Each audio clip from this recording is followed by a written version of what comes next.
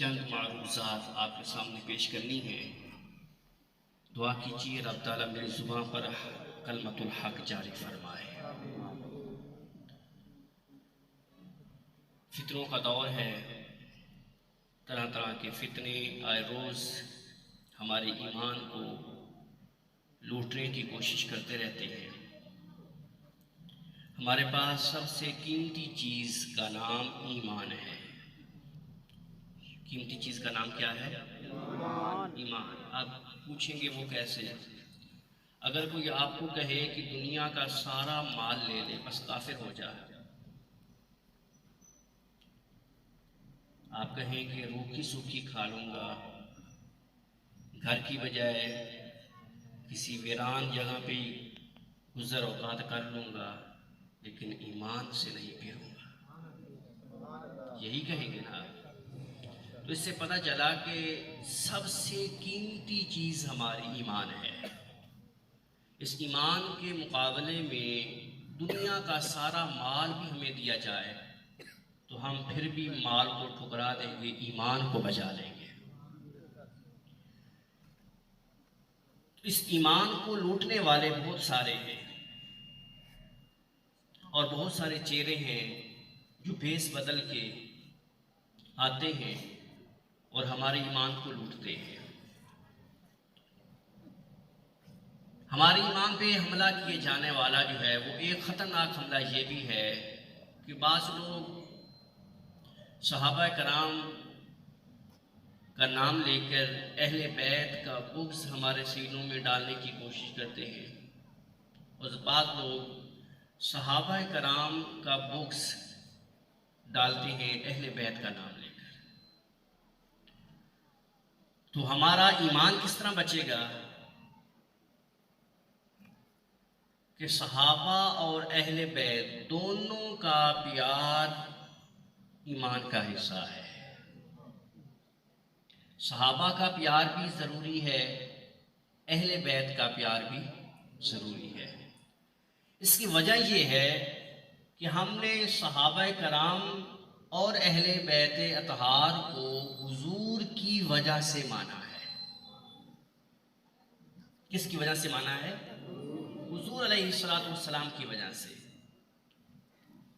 जिस जिस शख्स की निस्बत हुजूर से हो गई वो हमारा इमाम हो गया, और जिसकी निस्बत हुजूर से साबित ना हुई हमने उसे नहीं माना। मिसाल के तौर पर हुजूर का सक्का चच्चा है, नाम अबू लहब है, खून में रिश्तेदार है, सका चच्चा है, हम नहीं मानते उसे। क्यों? हालांकि खूनी रिश्तेदार है हुजूर का, सका चच्चा है हुजूर का, लेकिन नहीं मानते। क्यों नहीं मानते हम? इसलिए कि वो हुजूर का नहीं हुआ। वो हुजूर का नहीं हुआ तो हमारा भी नहीं हुआ। और दूसरा चच्चा है, बल्कि चच्चा छोड़िए, हबश से उठ के आया है, नाम उसका बिलाल है, रंग काला है, होंठ मोटे हैं, बोलता है तो तोतला बोलता है, लेकिन हुजूर का हो गया वो हमारा इमाम हो गया है। इधर बिलाल है, रंग भी अच्छा नहीं है, सूरत भी अच्छी नहीं है, आवाज भी सही नहीं है, और सिफत का भी गुलाम है, लेकिन हुजूर का हो गया हमारा इमाम है। हम मिंबर रसूल पे बैठ के उनका तज़किरा करते हैं, और दूसरे मुकाबले में हुजूर का सका चच्चा है, खून में रिश्तेदार है, हुजूर का नहीं हुआ हमारा भी नहीं हुआ। इसलिए हमने जिसको भी माना है हुजूर की वजह से माना है। इसलिए सहाबा कराम को हमने इसलिए माना है कि वो हुजूर के हो गए हैं। अहले बैत को भी इसलिए माना है कि वो हुजूर के हो गए। जो जो हुजूर का हो गया वो हमारा इमाम हो गया। अल्लाह पाक ने सूरतुल हदीद की 10वीं आयत के अंदर इरशाद फरमाया वकुल्लन वअदल्लाहुल हुस्ना, अल्लाह ने सब के साथ जन्नत का वादा फरमा दिया है। वो चाहे सहाबा कराम हो चाहे अहले बैत हो, सब के साथ अल्लाह ने किस चीज का वादा फरमाया है? जन्नत का वादा फरमाया है। आप इस आयत करीमा के तहत कोई भी तफसीर उठा लें, अरबी की हो या उर्दू की हो, आपको हुस्ना का माना जन्नत ही मिलेगा कि अल्लाह ने सब के साथ जन्नत का वादा फरमा दिया है। यानी सादे लफ्जों में यूं कहे कि हर सहाबी नबी जन्नती जन्नती। ये जो नारा लगता है ना, हर सहाबी नबी जन्नती जन्नती, ये इसी आयत का तर्जुमा है सादे लफ्जों में कि अल्लाह ने सब के साथ जन्नत का वादा फरमाया है। वो चाहे सिद्दीक़ अकबर हो, खा फारूक आजम हो, खा हजरत उस्मान गनी हो, खा हजरत मौला अली हो, खा हजरत इमाम हसन हो, खा इमाम हुसैन हो, खा सैयदा फातिमा हो, खा सैयदा आयशा हो, खा सैयदना अबू सुफियान हो, खा हजरत अमीर मुआविया हो, कोई भी सहाबी हो, इस आयत करीमा के तहत वो जन्नती है। बात समझ आ गई? तो सहाबा और अहले बैत दोनों का प्यार हमारे ईमान का हिस्सा है। हदीस से पाक में आता है, सियासिता की हदीस है, मेरे सामने तिरमिज़ी शरीफ है और सियासिता में से ये हदीस है। सियासिता कहते हैं हदीस की वो 6 किताबें जिसमें सही तरीन अहादीस जमा है, उनमें से एक किताब का नाम जामे तिरमिज़ी है। इसकी हदीस नंबर है 3722 नंबर। आप नंबर याद कर लें, 3722 नंबर एक हदीस है। क़ाल रसूलुल्लाह सल्लल्लाहु अलैहि वसल्लम अहिब्बुल्लाह लिमा यग़लूकुम मिन निअमिही व अहिब्बूनी बिहुब्बिल्लाह व अहिब्बू अहल बैती बिहुब्बी। हुज़ूर ने फरमाया अल्लाह से प्यार करो। किससे प्यार करो? अल्लाह से। क्यों? इसलिए कि वो तुम्हें नेमतें अता फरमाता है। अल्लाह से प्यार क्यों करें? वो हमें नेमतें अता फरमाता है, वो हमें रिज़्क़ अता करता है, इसलिए अल्लाह से प्यार करो।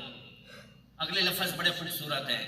हुज़ूर ने फरमाया वाहिब्बूनी बिहुब्बिल्लाह, फरमाया मुझसे प्यार करो। क्यों? इसलिए कि तुम्हारा अल्लाह भी मुझसे प्यार करता है। बड़ा जुमला भारी था, लेकिन आपने सुभान अल्लाह ऐसा आवाज में कहा, जरा ऊंची आवाज से कहिए सुभान अल्लाह। वैसे हुजूर फरमा देते कि मुझसे प्यार करो, ये भी काफी था कि अल्लाह के नबी हैं, अल्लाह के रसूल हैं, प्यार तो बनता है। लेकिन हुजूर ने जो इरशाद फरमाया वो बड़ा खूबसूरत है।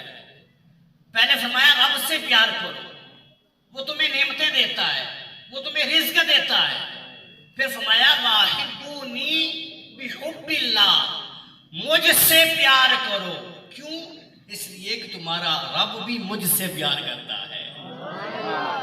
अपना मायार जमाने से जुदा रखते हैं, अपना मायार जमाने से जुदा रखते हैं, हम तो महबूब भी महबूबे खुदा रखते हैं।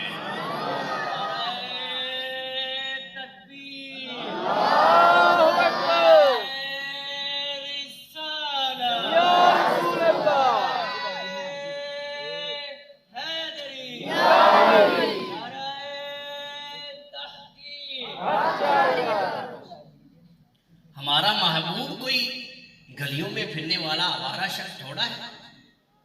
हम तो उससे प्यार करते हैं जिससे रब भी प्यार करता है।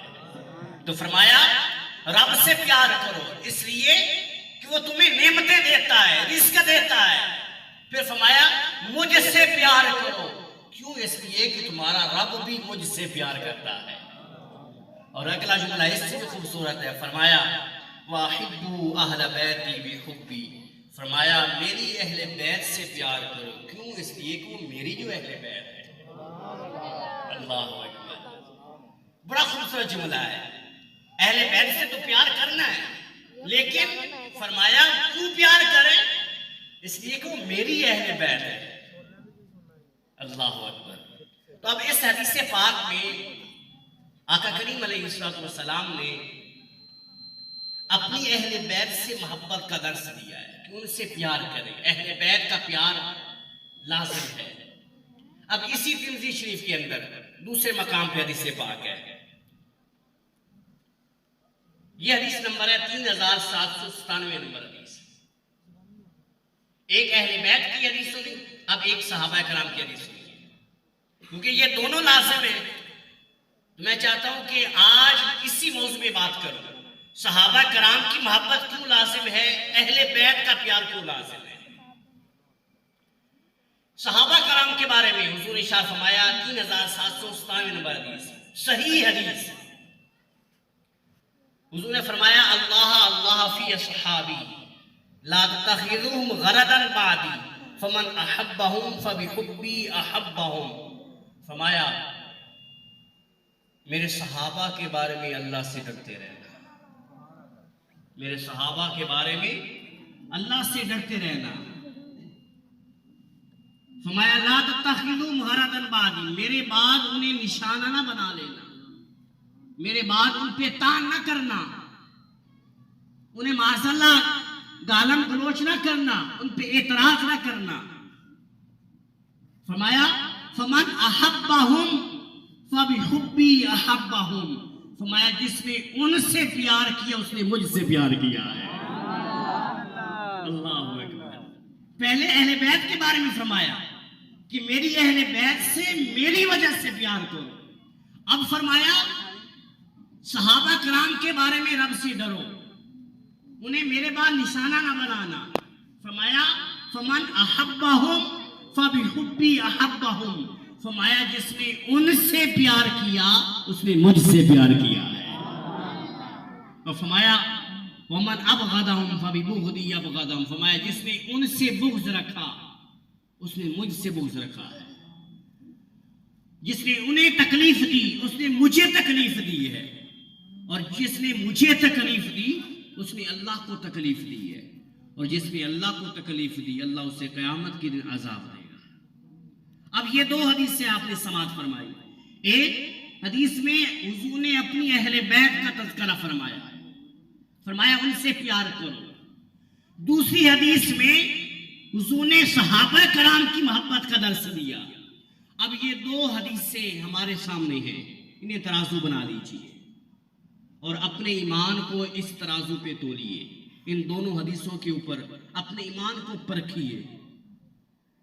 खुदा की कसम इन दोनों हदीसों पे कोई सीना नहीं उतरता, सिर्फ सुन्नी का सीना पूरा उतरता नजर आता है। एक सीना आपको मिलेगा जो सहाबा कराम का नाम तो लेगा, लेकिन अहले बैत का बुग़्ज़ सीने में होगा। एक सीना आपको मिलेगा अहले बैत के नाम का झंडा लगाएंगे, लेकिन सहाबा कराम का बुग़्ज़ उनके सीनों में पलता रहेगा।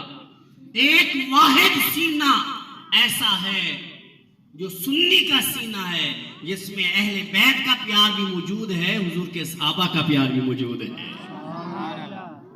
और इंशाअल्लाह इन दोनों की मोहब्बत में हमारी निजात है। अब इन दोनों हदीसों को आपने समाअत फरमाया। एक में हुजूर ने अपने सहाबा कराम के बारे में फरमाया, दूसरी हदीस में फरमाया मेरी अहले बैत से प्यार करो। अब एक फिर अहले बैत की फजीलत पे हदीस सुनिए। ये मेरे सामने मुस्तदरक लिल हाकिम है और ये सही तरीन है, इसका नाम भी है अल मुस्तदरक अल सहीहैन। इसकी हदीस नंबर जो है वो 4711 नंबर हदीस है, बड़ी खूबसूरत है। हुजूर ने इरशाद फरमाया, इसे हदीस सकलैन भी कहते हैं। फरमाया इन्नी तारिकुन फीकुम सकलैन। फरमाया मैं तुझ में दो भारी चीजें छोड़ के जा रहा हूं, मैं तुम में दो भारी चीजें छोड़ के जा रहा हूं। फरमाया अगर तुम इन दोनों को मजबूती से थाम लोगे लन तदिल्लु बादी, मेरे बाद तुम कभी भी गुमराह नहीं होगे। अब कितनी बड़ी गारंटी दी है हुजूर ने। फरमाया दो भारी चीजें छोड़ के जा रहा हूं, तुम्हें लावारिस नहीं छोड़ के जा रहा। जो तिनका तिनका करके हुजूर ने उम्मत को जोड़ा था, क्या हुजूर इसे लावारिस छोड़ के चले जाते? नहीं, हुजूर ने इसे लावारिस नहीं छोड़ा। फरमाया तुम में दो भारी चीजें छोड़ के जा रहा हूं, अगर तुम इन दोनों को मजबूती से थाम लोगे, लन तदिल्लु बादी, मेरे बाद कभी गुमराह नहीं होंगे। कौन कौन सी? फरमाया किताबुल्लाह, पहली चीज अल्लाह की किताब कुरान है। फरमाया इस कुरान से जुड़ जाओ। फील हुदा वन नूर, इसमें हिदायत है, इसमें नूर है, इसके हर्फ हर्फ से उजाला फूटता है, इस कुरान से जुड़ जाओ। फिर फरमाया वाहला बैती, और मेरी अहले बैत है, मेरी अहले बैत से जुड़ जाओ, कुरान के दामन को थाम लो, तो क्या होगा? लन तदिल्लु बादी, मेरे बाद कभी गुमराह नहीं होगे। अब हुजूर ने तो गारंटी दी थी कि तुम मेरे बाद गुमराह नहीं होगे, लेकिन हम तो 72-73 फिरकों में बढ़ते जा रहे हैं। इसकी वजह क्या है? इसका जवाब बड़ा सादा है, इसी हदीस में है। हुजूर ने गारंटी दी थी दो शर्तों पर, एक कुरान के दामन को नहीं छोड़ना, दूसरा अहले बैत के दामन को नहीं छोड़ना। गुमराही इसलिए आ रही है, किसी ने कुरान को छोड़ दिया है, किसी ने अहले बैत के दामन को छोड़ दिया है। किसी ने कुरान तो हाथ में थामा, लेकिन अहले बैत का बुग़्ज़ सीने में पलता रहा, और किसी ने अहले बैत के नाम का झंडा तो उठाया, लेकिन कुरान के पारे भी पूरे न माने। ऐ सुन्नी, तुझे मुबारक हो, तेरे एक हाथ में कुरान है, दूसरे हाथ में अहले बैत का दामन मौजूद है।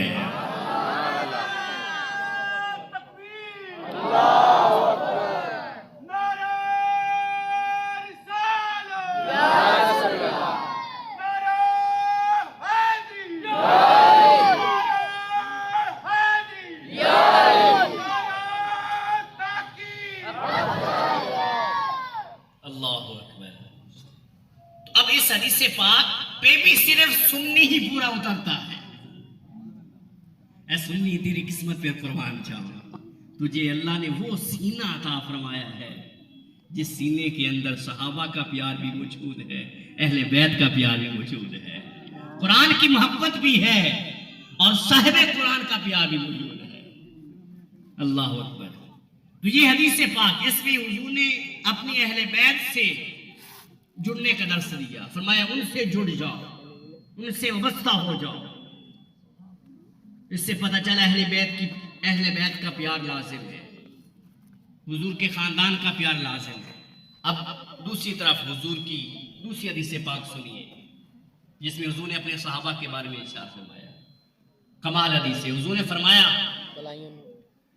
इस हदीस का एक एक लफ्ज जो है वो सीने पर लिखने वाला है, दिल की तख्ती पे लिखने वाला है।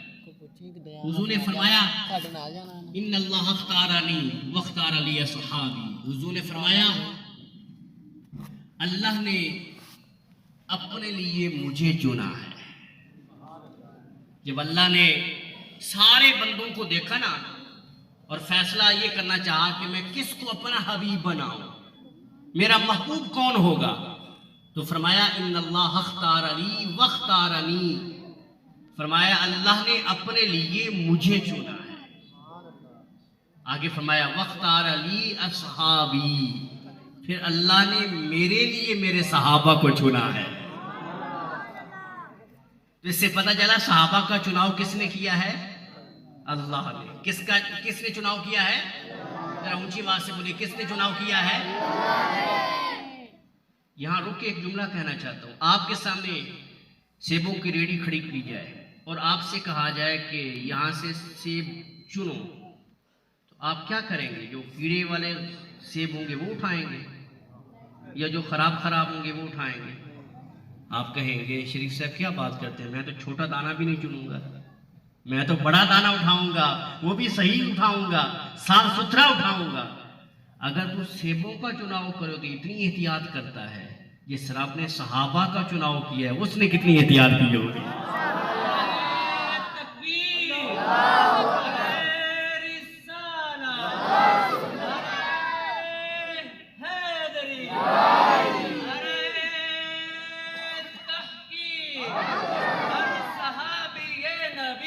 जन्नती जन्नती सहाबी ये नबी जन्नती जन्नती सहाबा।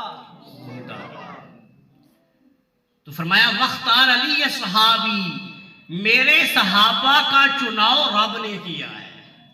यानी अल्लाह ने देखा कि कौन कौन सा बंदा मेरे महबूब का सहाबी बनेगा, तो अल्लाह ने चुनाव किया है। अगर आज का कोई बंदा इतराज करे कि देखो हुजूर के जाने के बाद तो फलां बंदा बदल गया था माज़ल्ला, फलां सहाबी भी सहाबी ना रहा, वो भी माज़ल्ला बदल गया, अगर बिलफर्ज कोई इतराज करता है, वो सहाबा पे इतराज नहीं कर रहा, वो रब की ज़ात पे इतराज कर रहा है।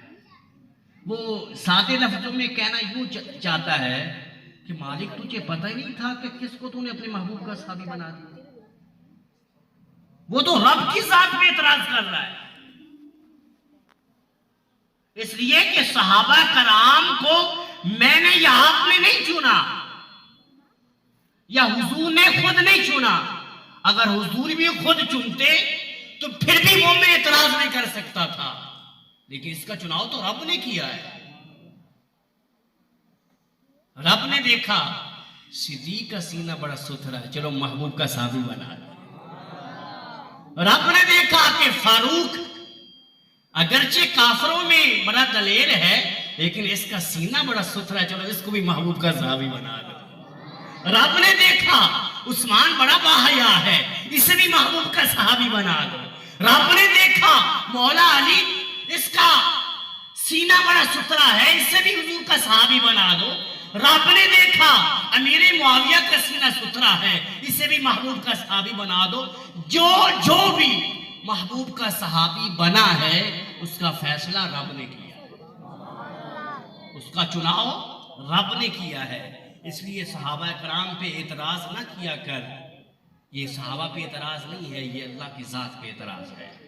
और सहाबा पे एतराज करने वाले के साथ भी हमारा उठना बैठना नहीं होना चाहिए। तो फरमाया इन्नल्लाह अख्तारनी वख्तार अली असहाबी, अल्लाह ने अपने लिए मुझे चुना, फिर मेरे लिए मेरे सहाबा को चुना। अगले लफ्ज इससे भी खूबसूरत है, फरमाया फजअलनी मिनहुम वज़राउ व अंसारा व असहारा। हुजूर ने फरमाया फिर अल्लाह ने उन सहाबा में से कुछ को मेरा वजीर बना दिया। अल्लाह ने फजअलनी मिनहुम वज़रा, अल्लाह ने उन सहाबा में से बाज का मेरा वजीर बना दिया। इसी तिरमिज़ी शरीफ के अंदर हदीस है, आपने सुनी होगी। हुजूर ने फरमाया मेरे दो आसमानों में वजीर है, दो जमीनों में है। आसमान में वजीर कौन है? जिब्रील और मीकाईल। जमीन में कौन से वजीर है हुजूर के? फरमाया अबू बकर और उमर है। अब ये हदीस आपने सुनी होगी, इसी तिरमिज़ी शरीफ के अंदर हदीस है। दो वजीर आसमान के अंदर, हजरत जिब्रील हजरत मीकाईल। दो जमीन के अंदर, हजरत अबू बकर और हजरत उमर। अब यहां एक जुमला कहना चाहता हूं, आसमान के वजीर जिब्रील और मीकाईल, ये जिंदा है या मुर्दा है? बोलिए ना, जिंदा। ऊंची आवाज से बोलिए, जिंदा। जिंदा बंदा बोलिए, जिंदा। जिंदा है। दोनों वजीर जिंदा है आसमान के। अब जमीन के वजीर हैं हजरत अबू बकर और हजरत उमर। हजरत उमर शहीद हुए। कुरान ने कहा है जो शहीद हो जाए उसे मुर्दा ना कहो, बल अहया, और बल्कि वो जिंदा है। हजरत उमर फारूक भी जिंदा हुए, शहीद हैं। कुरान कहता है, दूसरे पारे के अंदर भी रब ने कहा है, चौथे पारे में भी फरमाया शहीद जिंदा है। हजरत उमर फारूक जिंदा है। हजरत सिद्दीक अकबर, आपकी वफात उस जहर से हुई थी जो सांप ने डसा था गार के अंदर। वो जहर औद कर आया था, उस जहर की वजह से आपकी वफात हुई। तो ये भी शहादत है, शहादत सिद्दी है। तो हजरत सिद्दीक अकबर भी जिंदा हुए, शहीद हैं। अब आपसे सवाल करता हूं, वजीर किसके होते हैं? बादशाह के। बादशाह कौन है? यहां हुजूर की जात है। अब जिसके चारों वजीर जिंदा हों, हुजूर की अपनी जिंदगी का आलम क्या होगा। लोग कहते हैं हुजूर माज़अल्लाह मर गए, मुर्दा हो गए माज़अल्लाह। जिसके वजीर जिंदा है उस बादशाह की जिंदगी का आलम क्या होगा, वो बिल यकीन जिंदा है। अब हुजूर ने फरमाया अल्लाह ने कुछ वजीर बना दिए मेरे, वह अंसारा, और कुछ को मेरा मददगार बना दिया। हुजूर ने फरमाया सहाबा मेरे मददगार हैं, मेरी मदद करते हैं। अगर उम्मती होकर नबी की मदद कर सकता है, क्या नबी होकर उम्मती की मदद नहीं कर सकता। जरा और आहिस्ता आवाज में कहिए सुभान अल्लाह, और आहिस्ता आवाज में। वह अंसारा, हुजूर ने फरमाया सहाबा मेरे मददगार हैं, मेरी मदद करते हैं। तो अगर उम्मती होकर नबी की मदद कर सकता है, क्या नबी होकर उम्मती की मदद नहीं कर सकता। तो हुजूर भी मदद फरमाते हैं अपनी उम्मतियों की। फिर फरमाया हुजूर ने वह असहारा, कुछ को मेरा वजीर बनाया, कुछ को मेरा मददगार बनाया, और फरमाया वह असहारा, और कुछ को मेरा ससुराल बनाया है। अब ससुराल में कौन कौन से आते हैं। वहां लोग कहते हैं जी कुछ घर वाले हैं, कुछ दर वाले हैं। ये भी एक नया तरीका है ईमान को लूटने का और सहाबा कराम और अहले बैत के दरमियान फर्क डालने का। कहते हैं जी बाज कुछ घर वाले हैं, कुछ दर वाले हैं। मैं पूछता हूं घर वाले कौन है। आप कहेंगे मौला अली रज़ी अल्लाह ताला अन्हु, उनको हुजूर ने अपनी बेटी दी है, वो घर वाले हुए। तो हजरत उस्मान को 2 बेटियां दी है, क्या वो घर वाले नहीं है। वो तो डबल घर वाले हैं, उनको 2 बेटियां दी है। तो हजरत मौला अली भी घर वाले, हजरत उस्मान गनी भी घर वाले। आगे चलिए, सुसर जो होता है वो घर वाला होता है या दर वाला होता है। आपका सुसर आए आपके घर, आप उसे बाहर बिठाते हैं या घर ले जाते हैं। बाहर क्यों नहीं बिठाते, पता है अगर बाहर बिठाए तो फिर खुद घर नहीं जा सकते। हाँ जी, घर में फिर चमचों से इस्तेकबाल होगा अपना भी। तो पता चला कि सुसर भी घर वाला होता है। अब हजरत मौला अली को बेटी दी, घर वाले हुए। हजरत उस्मान को 2 बेटियां दी, वो भी घर वाले हैं।